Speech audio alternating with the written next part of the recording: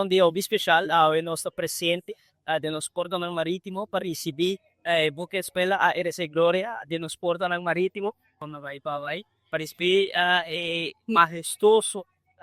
buque aqui de nos porto ng Marítimo esa kita comunicar mensaje de hermandad y lazo de solidaridad, lazo comercial, pero más importante es unión que existe entre la comunidad de Aruba y la comunidad colombiana. Es porque te representa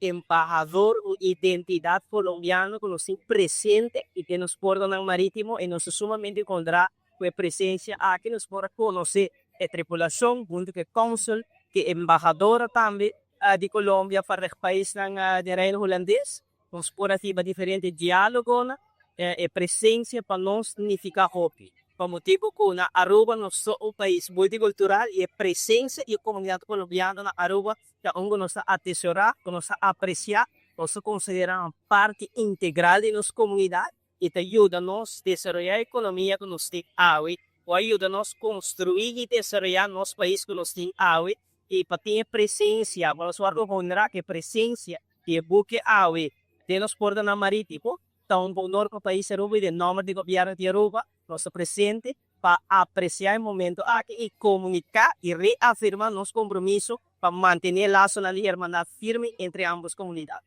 É um prazer por da parte de recepção calorosa aqui de barco assim impressionante, assim histórico. Para nós, aqui é o momento na também o vínculo entre Aruba e Colômbia, há símbolo obi presente de nos WAF e vou também também com presença aqui agora compartilhar também com a comunidade urbana, mas também a comunidade colombiana, que também junto para celebrar momento assim bonita, agora com barco assim histórico da Trento nos WAF. Nós temos diferentes atividades, hobby importante tá junto com o tripulante e cadete arriba barco aqui, chamar-se nos lo pone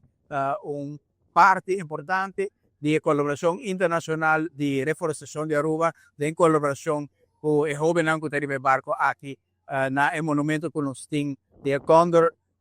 delante de Price Mark, e o povo tem invitado também a chamar-se.